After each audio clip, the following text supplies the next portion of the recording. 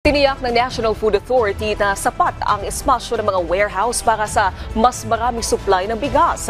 Ito'y kahit pa maraming pumapasok na supply, lalo na ngayong panahon ng anihan. Si Vel Custodio ng PTV sa Balitang Pambansa.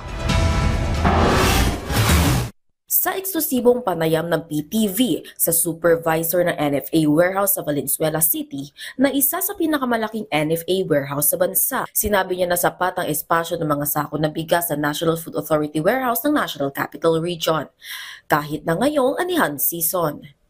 May sapat pang space, medyo malaki pa to, mga kaya pa tong tumanggap ng sa tansya ko, nasa 80,000 to 100,000 pa itong nandito sa espasyo dito. Compared po last year, mas marami po yung ngayon na dumarating. Marami pong dumarating na bigas. Nadatnan ng PTV News Team ang pagde-deliver ng 2 trailer trucks na naglalaman ng 2,000 sako ng NFA rice mula Region 2. 70,000 bags mula Region 2 ang nakatakdapang i-deliver sa NFA warehouse sa Valenzuela City, habang 100,000 bags naman ang naka-allocate mula Region 3. Marami pong na-procure last year na bigas. At ngayon, ongoing pa rin yung procurement ng bigas.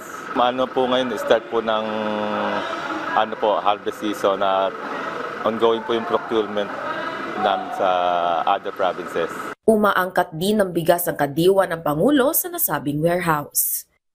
Ito ang daan-daang mga sako ng bigas dito sa NFA warehouse sa Valenzuela City. Isinasakay muna ito sa conveyor machine para maikarga dito sa truck ng kadiwa ng Pangulo na magdadala naman sa DAFTI para i-transport sa iba't ibang kadiwa ng Pangulo centers.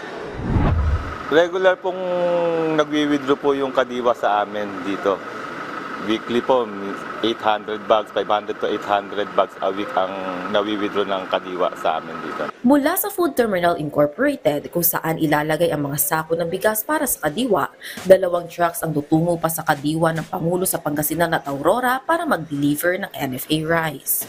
Maaaring mag-request ang local government unit sa Food Terminal Incorporated o FTI kung kinakailangan pa ng karagdagang supply. Patunay lang ang mataas sa produksyon ng bigas at regular na pag-release ng NFA rice sa kadiwa ng Pangulo na epektibo ang hakbang ng pamahalaan para sa food security.